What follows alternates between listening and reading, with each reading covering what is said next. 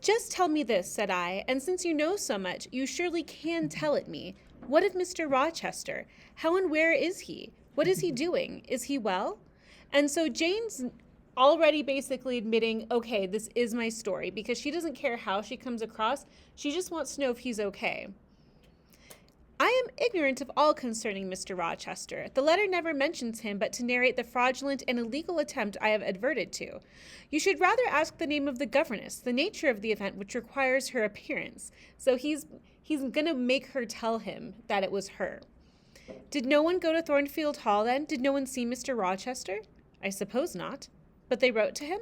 Of course. And what did he say? Who has his letters?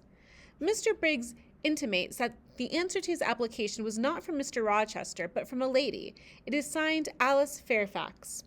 I felt cold and dismayed. My worst fears then were probably true. He had in all probability left England and rushed in reckless desperation to some former haunt on the continent. And what opiate for his severe sufferings, what object for his strong passions had he sought there? I dared not answer the question. Oh, my poor master, once almost my husband, whom I had often called my dear Edward. He must have been a bad man, observed Mr. Rivers, so now he's trying to get a rise out of her. You don't know him. Don't pronounce an opinion upon him, I said with warmth. Very well, he answered quietly, and indeed my head is otherwise occupied than with him. I have made my tale to finish. Since you won't ask the governess's name, I must tell it of my own accord. Stay, I have it here. It is always more satisfactory to see important points written down, fairly committed to black and white. And the pocket-book was again deliberately produced, opened, sought through, and from one of its compartments was extracted a shabby slip of paper hastily torn off. I recognized in its texture and its stains of ultramarine and lake and vermilion the ravished margin of the portrait cover.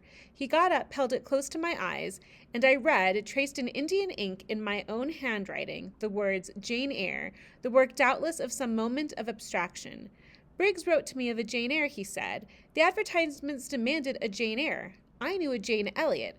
I confess I had my suspicions, but it was only yesterday afternoon that they were at once resolved into certainty. You own the name and renounce the alias? Yes, but where's Mr. Briggs? He perhaps knows more of Mr. Rochester than you do. So she loves Mr. Rochester so much, she just doesn't care, like anything. She just wants to know of Rochester. Briggs is in London. I should doubt his knowing anything at all about Mr. Rochester. It is not in Mr. Rochester he is interested. Meantime, you forget essential points in pursuing trifles. You do not inquire why Mr. Briggs sought after you, what he wanted with you. Well, what did he want? Merely to tell you that your uncle, Mr. Eyre of Madeira, is dead, that he has left you all his property, and that you are now rich. Merely that, nothing more. So this is what she needed to get married to Mr. Rochester. She needed to be his equal in terms of socioeconomics. And now she is. I? Rich? Yes, you, rich. Quite an heiress. Silence succeeded. You must prove your identity, of course, resumed St. John presently, a step which will offer no difficulties. You can then enter on immediate possession. Your fortune is vested in the English funds. Briggs has the will and the necessary documents. Here was a new card turned up. It is a fine thing, reader, to be lifted in a moment from indigence to wealth. Indigence means poverty.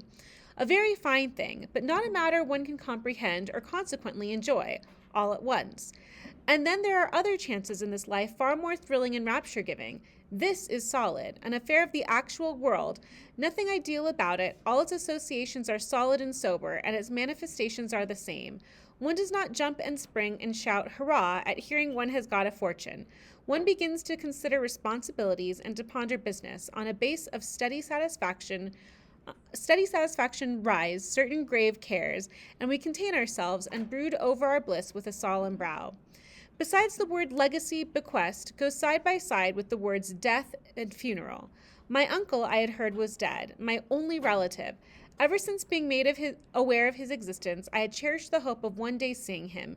Now I never should. And then this money came only to me, not to me in a rejoicing family, but to my isolated self. It was a grand boon, doubtless, and independence would be glorious. Yes, I felt that. That thought swelled my heart. You unbend your forehead at last, said Mr. Rivers. I thought Medusa had looked at you and that you were turning stone. So Medusa is from Greek mythology, and it's one of the hideous gorgons empowered to turn to stone upon all whom they fix their eyes on. So if you looked at Medusa directly, you turn to stone. It's a pretty cool story. Perhaps now you will ask how much you are worth? How much am I worth? Oh, a trifle. Nothing, of course, to speak of. 20,000 pounds, I think they say. But what is that? 20,000 pounds? Here was a new stunner. I'd been calculating on 4,000 or 5,000. So 20,000 pounds puts her almost in millionaire status for the time period. Keep in mind, for a year, she was just making 60 pounds max, or 50 pounds. So this is a ton of money.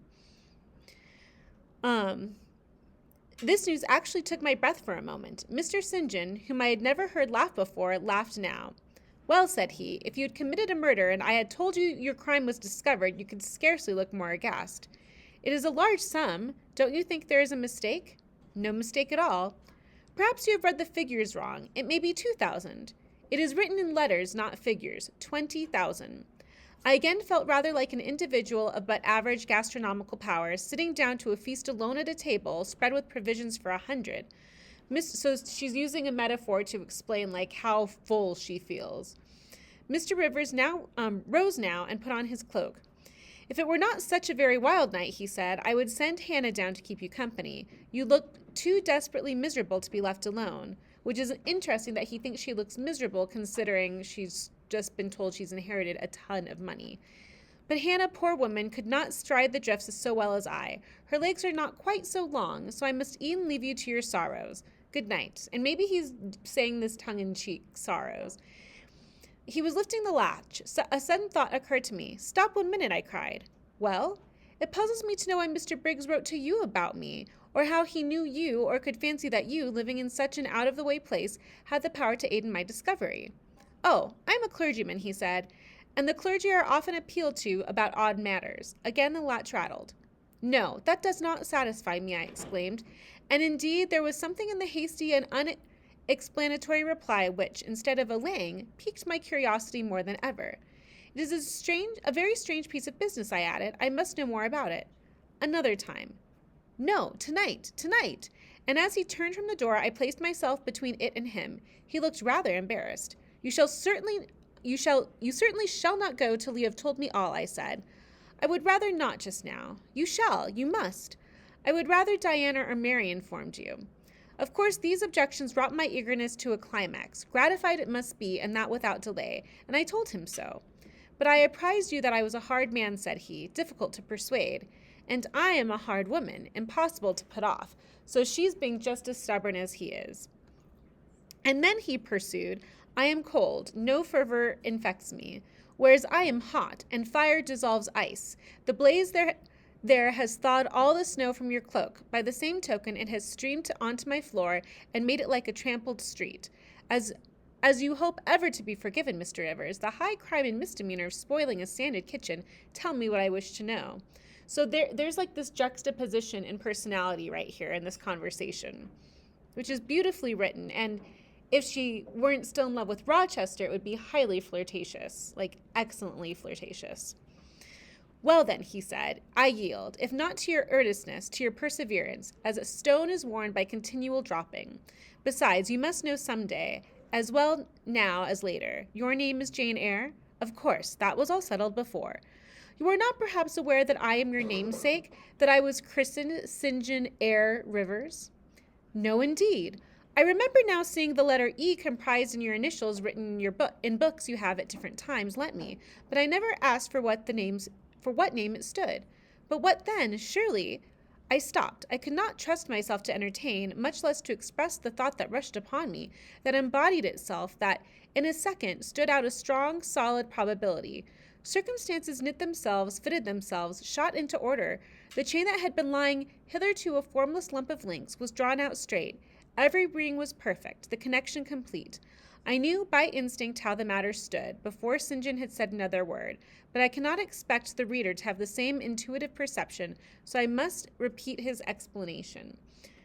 So this is kind of like what Charles Dickens did. where he played God and brought everything together. I forgot, there's a literary term for it, and Charles Dickens does it perfectly. But basically, she went, like, her cousins helped her. They're related, right? And this is who should help her in times of need. My mother's name was Eyre. She had two brothers, one a clergyman who married Miss Jane Reed of Gateshead, the other John Eyre, Esquire, merchant, late of Funchal, Madeira. Mr. Briggs, being Mr. Eyre's solicitor, wrote to us last August to inform us of our uncle's death, and to say that he had left his property to his brother, the clergyman's orphan's daughter, overlooking us in consequence of a quarrel, never forgiven, between him and my father. He wrote again a few weeks since to intimate that the heiress was lost, and asking if we knew anything of her. A name casually written on a slip of paper has enabled me to find her out. You know the rest. Again he was going, but I set my back against the door. So they are first cousins, which I think not in Arizona, but in certain states you're allowed to marry your first cousin, that the gene pool is diverse enough that it's legal. In Arizona, you can only do that if you're not going to have kids or you're over the age of like 50 or 60. I had students look that up. It was kind of an interesting conversation. I know, it's weird, guys. I'm just telling you guys the law. So I guess scientists have determined that there's enough like difference in your genes to not have mutations and weird things happen if you have kids with first cousins, but it's still very uncommon. Do let me speak, I said. Let me have one moment to draw breath and reflect. I paused. He stood before me, hat in hand, looking composed enough. I resumed. Your mother was my father's sister. Yes. My aunt, consequently. He bowed. My Uncle John was your Uncle John. You, Diana, and Mary are his sister's children, as I am his brother's child. Undeniably. You three, then, are my cousins. Half our blood on each side flows from the same source? We are cousins, yes.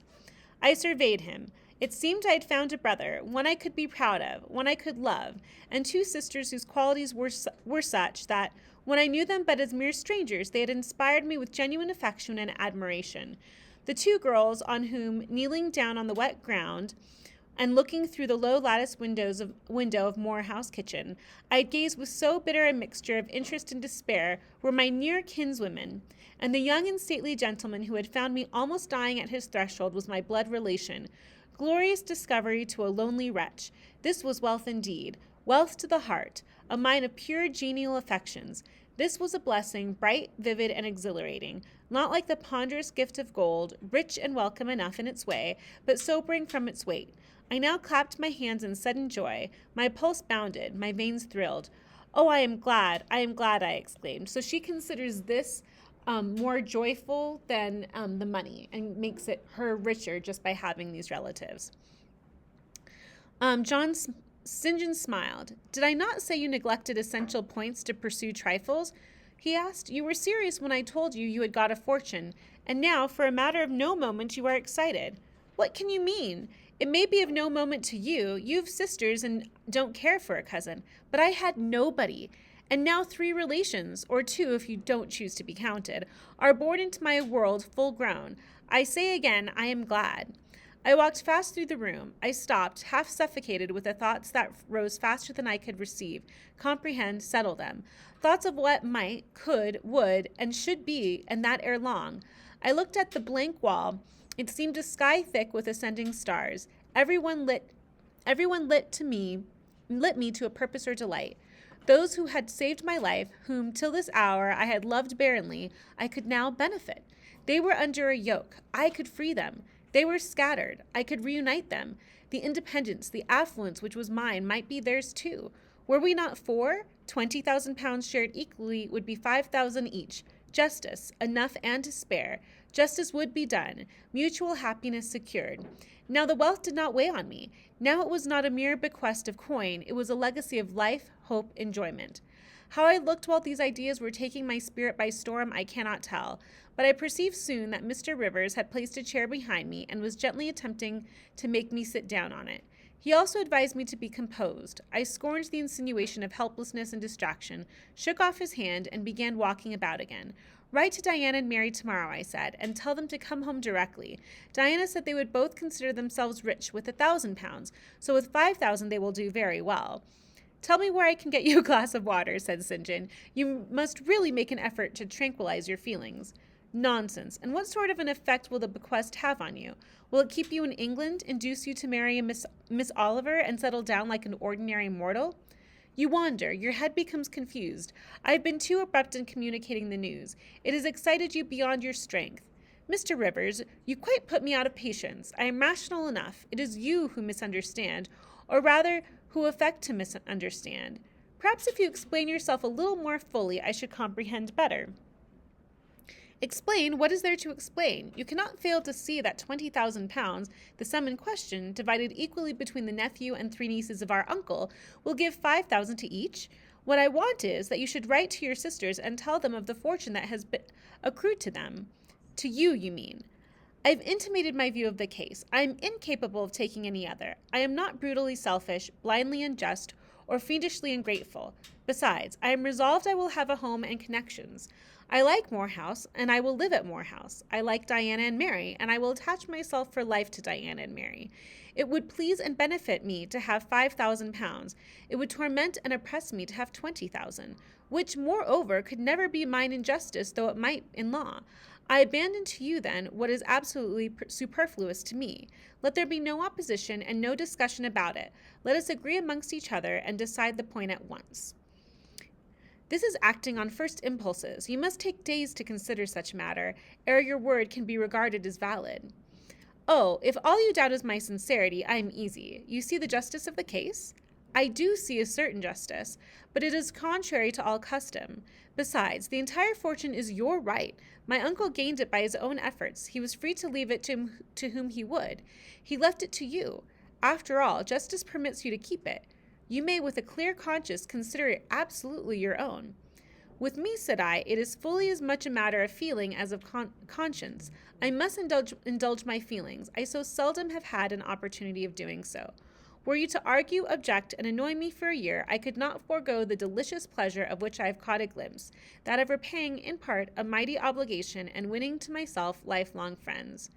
You think so now, rejoined St. John, because you do not know what it is to possess, nor consequently to enjoy wealth. You cannot form a notion of the importance 20,000 pounds would give you, of the place it would enable you to take in society, of the prospects it would open to you. You cannot, and you, I interrupted, cannot at all imagine the craving I have for fraternal and sisterly love. I never had a home. I never had brothers or sisters. I must and will have them now. You are not reluctant to admit me and own me, are you? Jane, I will be your brother, and my sisters will be your sisters, without stipulating for the sacrifice of your just rights.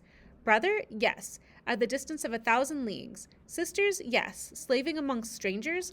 I, wealthy, gorged with gold I never earned and do not merit. You, penniless. Famous equality and fraternization, close union, intimate attachment. But Jane, your aspirations after family ties and domestic happiness may be realized otherwise than by the means you have to contemplate. You may marry. Nonsense again. Marry?